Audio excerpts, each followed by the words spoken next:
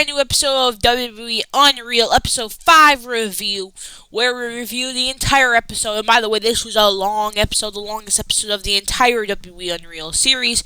But before we get into this video, drop a big thumbs up down below, hit the subscribe button if you're new, because I'm on the road to 500 subscribers. Really like to get there before the end of the year.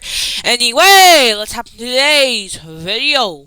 To start off the episode, we had Cody saying to his two friends that after Elimination Chamber, it's the postseason for WWE. And he says John is shaping what a heel is in an industry, and they give you nothing and change absolutely nothing but themselves, but take everything the way you like. Which honestly is basically John Cena's heel character from when he became heel in March to August of this month. So really enjoyed this part where Cody's basically displaying how it really is the postseason after Elimination Chamber. If you really think about Elimination Chamber is like the last game of the season, and then you move on to the playoffs, and then Wrestlemania is the big NBA finals, for the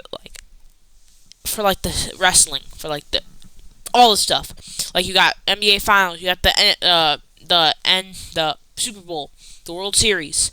I don't know what to call it hockey, but I don't really care. I don't really care.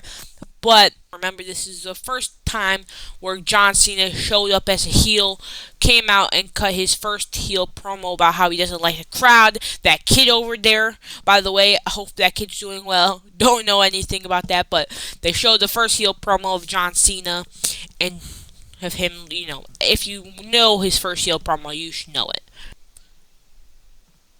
Triple H says, when you get this close to Mania, we cannot have people losing their interest or their mojo about wrestling, which, by the way, you can't, because stuff. And he says, stuff goes wrong all the time, which is true. Stuff goes wrong probably all the time in wrestling, and you can't have that because it's going to cost a good match, feud, the fans' interest. You can't let that. And especially when Triple H says you can't let the wrestlers lose their mojo, lose their interest, because if you really have people losing their interest, or wrestlers losing their interest or mojo, it's going to hurt the product. It's going to hurt them.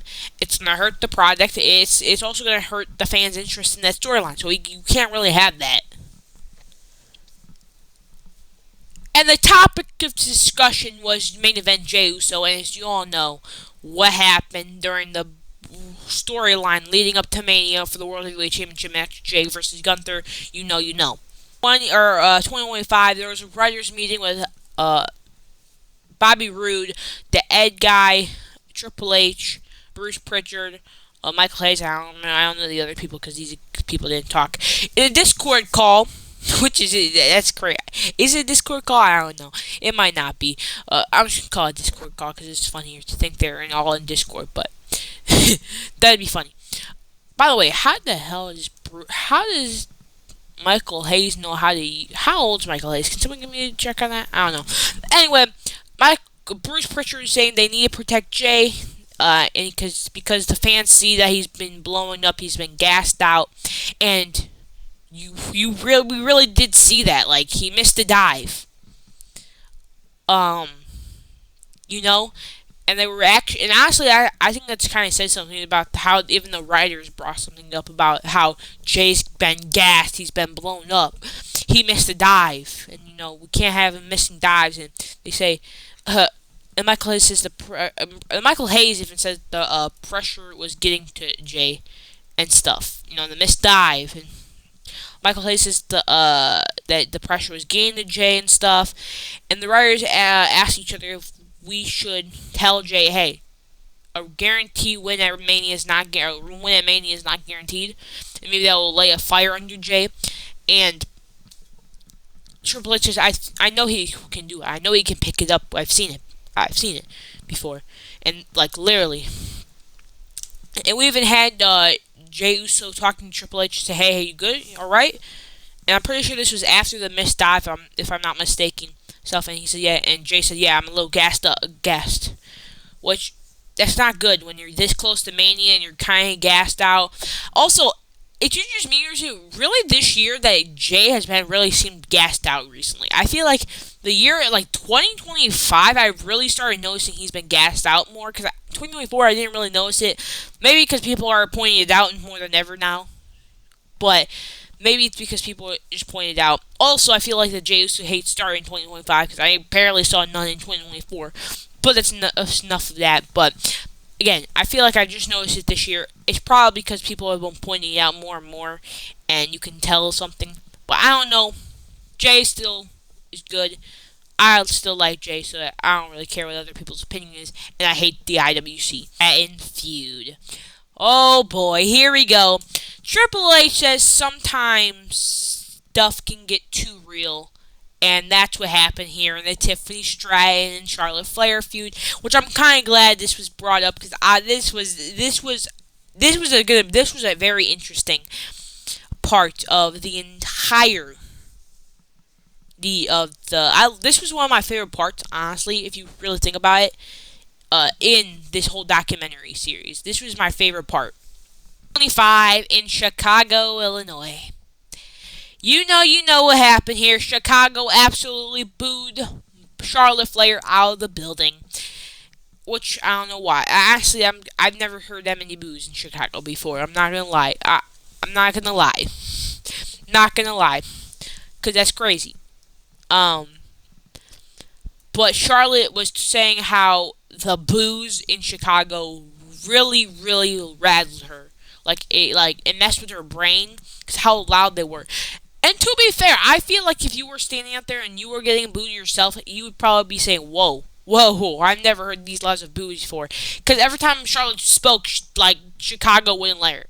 Which honestly, I don't know, but it's crazy. That's how it went. But you have to move past it, bro. You have to move past it. By the way, Chris Van Vliet in the crowd. I just wonder why they showed, Chris Van Vliet. You know what I'm saying? There's no reason why they showed Chris Van Vliet, right? Right?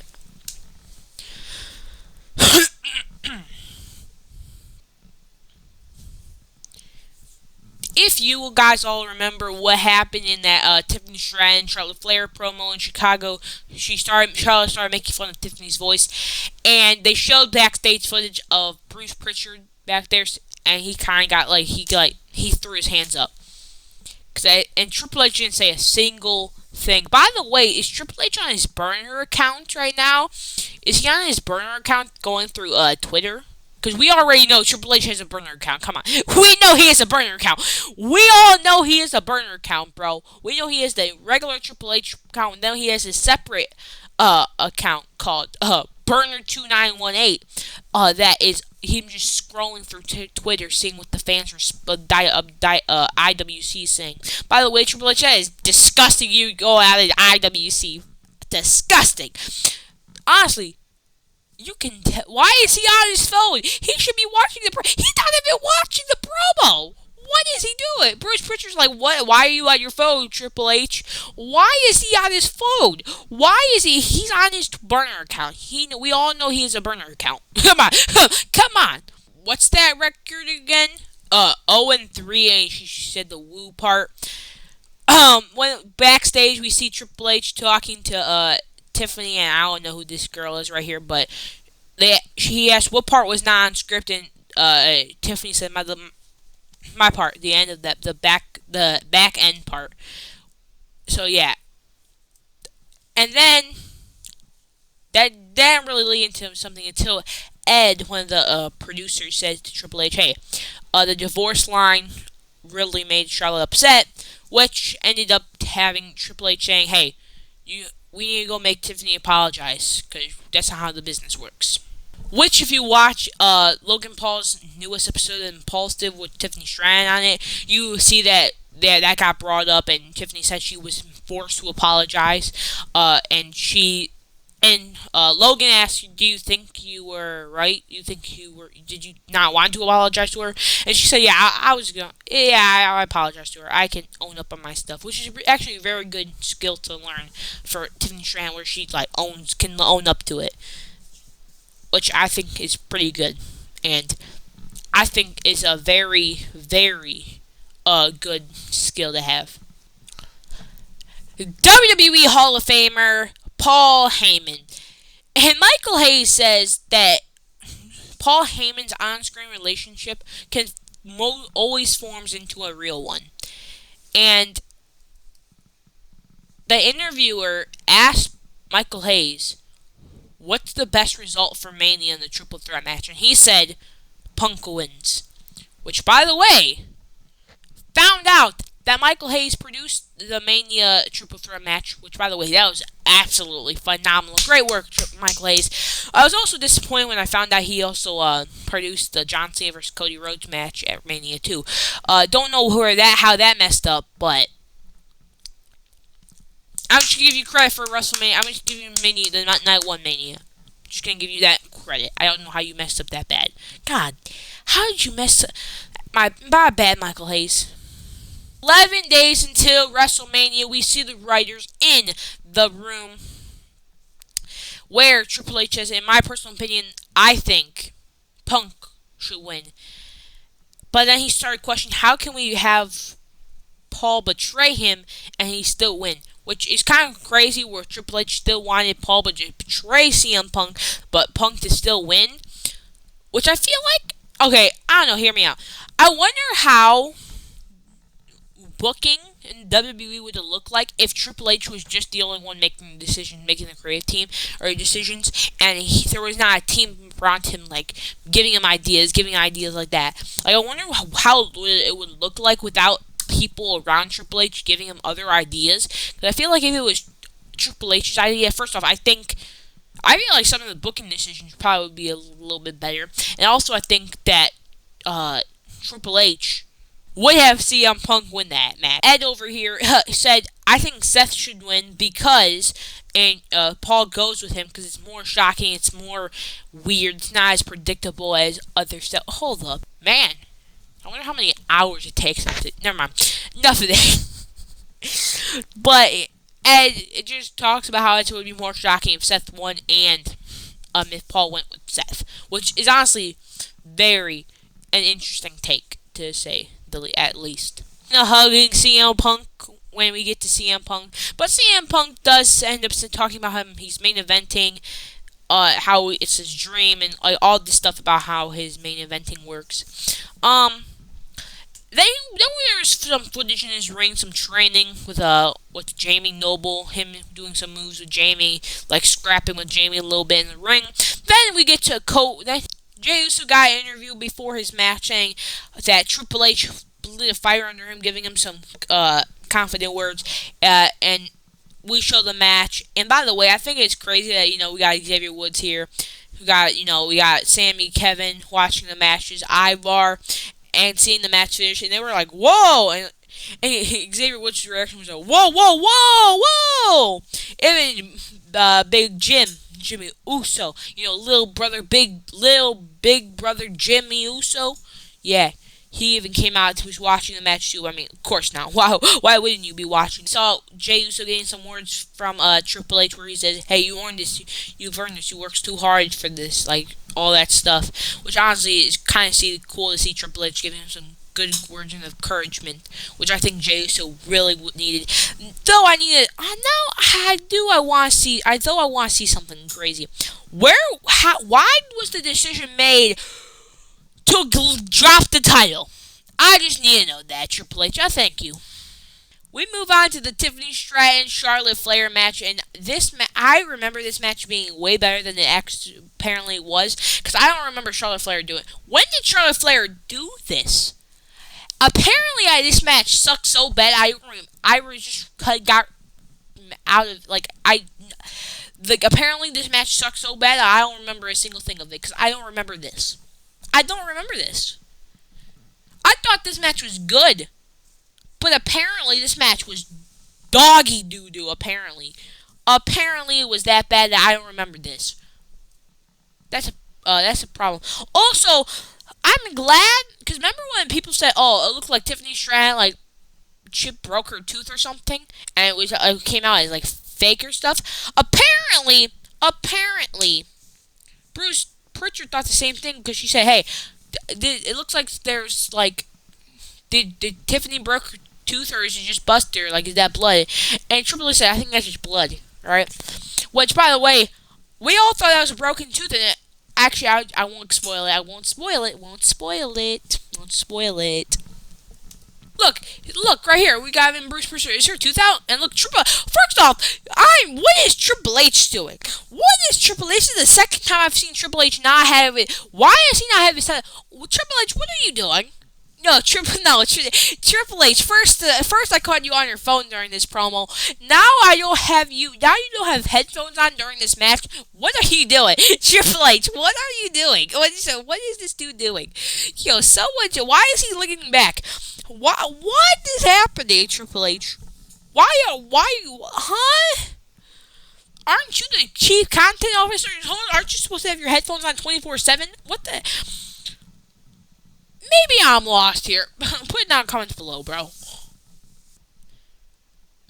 Then we get to the end of the match where we see Tiffany Stratton's teeth thing, and I forget who was back there. The producer said I think just her lip was bleeding inside, where it was just the blood stain on her teeth. But if you can look closely, it's clearly gone. That is clearly gone. That's just what's left of it, unless that's her real tooth. Hold on. Unless this part's her real tooth, because I know she don't got fake. She got fake teeth. I mean, I think it's crazy that Triple H. Never mind. I'm not saying anything. What's Triple H doing? Anyway, doesn't matter what my opinion is. It doesn't matter. They even had the referee check it out, and the referee I don't think said anything. But this was disgusting, by the way. This is just absolutely disgusting. Them hugging. By the way, we see Triple H asking Tiffany Stratton, "You okay?" And say, "Hey, yo, your tooth out? Is those your real teeth?" Triple H, you are not dumb. Triple H, you're not dumb, Hunter. You're not dumb. You knew she had fake teeth. You were just being polite. And she's just saying, "I have fake teeth. We all have fake teeth." Come on. Come on, you know she has fake teeth. She is. Never mind. She has fake teeth, Hunter. Come on, you knew that. Come on, you're not dumb. No one's teeth are this white. By the way, I can't tell if Charlotte Flair's teeth are fake. Comment down below. I can't tell. I don't know what her teeth look like before all that plastic surgery. Charlotte had an interview really quick, and she said, "Hey, I think my best matches are when I lose." And she says that Tiffany Stratton has a bright future, and she's very, very talented, which is good some words to see that they made up, and they don't actually hate each other in real life. By the way, I'm glad to hear that they don't actually hate each other, because how that promo sounded, it sounded like they hated each other pretty bad. But I'm glad they don't actually hate each other, because that's you can't have people have a hatred in real life. So glad they don't. Except he started getting emotional, man. He started getting emotional, and yes, CM Punk started getting crying and stuff like that. As you can see, Triple H giving some encouragement, like you've always been a main event guy. Come on, you deserve this. You know that you've always been this main event guy. And Punk said, "I'm glad to hear you say that." And trying hype Punk up, saying you're CM Punk and stuff, which I'm glad he's giving some words of encouragement. It really actually showed in this documentary how in real life how stuff like that Triple H and CM Punk really made up in the WWE, which honestly is very good. By the way, Charles Robinson, why aren't you in your referee? I know, it's just moving me to that, that. So yeah, Punk is just glad to hear Triple H, his boss, saying it. By the way, it's your boss, Punk. It's your he's your boss. Then we show him singing with the Cole personality, and then we see the betrayal of CM Punk. We see the betrayal of Roman Reigns, and that. And by the way, Michael Hayes says that he gets a lot of his ideas from God, and he's literally said God really loves wrestling, and he says I'm not that smart. I would never be that smart. God, someone gives me these ideas. By the way, Michael Hayes, can I just give you props on this main event? By the way, even Becky Lynch, Triple H gave you props to producing this match. And yeah, it was incredible that you ended up producing this masterpiece of a match. So thank you. Now, what went wrong with John Cena versus Cody Rhodes Mania? Never mind. I need to see who produced this street fight, because whoever produced this street fight, there's no way it could have been Michael Hayes again. There's no way. There's no way, right? No way, huh? Anyway, we see CM Punk start getting crying. He said, "This is just everything I dreamed of. Everything I dreamed of." And he started getting emotional and stuff. So, yeah. It's good to see CM Punk finally got to live out his dream. He might get another one next year. Who really knows what's happening? Heck, I might not even be able to see it next year since it's going to be on ESPN. Am I right? Who's happy about paying $30 for watching Wrestlemania next year? Not. Went into a cemetery pulp shop. Don't know what that is, but this was absolutely disgusting. Saying that she ended up buying something, but from here, this was disgusting. I don't even know what she was doing this here for. She ended up buying something, but she ended up saying that Bianca, Io, and Rhea have always wanted to face each other at Mania, which, by the way, of course they wanted to face each other. They knew they were going to have a banger of a match. They would slap each other so hard. It would be... Cody got in his car after he was on the bus. He says Cody knew he was he's at an away game. He's not at home. He thought the same was going to happen at Chamber, where when everyone was to start booing. Everyone's going to start booing him and start cheering. What's his name? John Cena. Everyone thought that was going to happen, but it didn't happen. It didn't happen.